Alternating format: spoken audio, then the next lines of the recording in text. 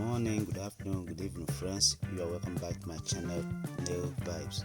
This is the channel that's always giving you the very best in nail fashions. Okay, so if you are seeing this channel for the first time or you are here to subscribe to my channel, I urge you to subscribe to my channel, and also do not forget to turn on your bell notifications so that you will always get notified as soon as a new video is dropped down in this channel.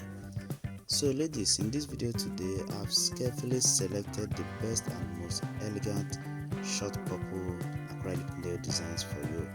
Okay, so just sit back and watch this video from beginning to end in order for you to choose the best slide for yourself.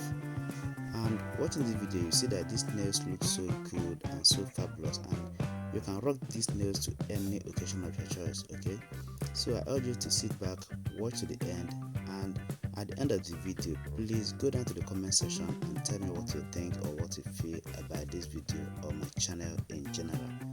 Okay, also support my channel by liking this video. Okay, and also feel free to share this video to your friends and to your loved ones, and you can also save it for a later use. Thank you as you do that, and see you in my next video.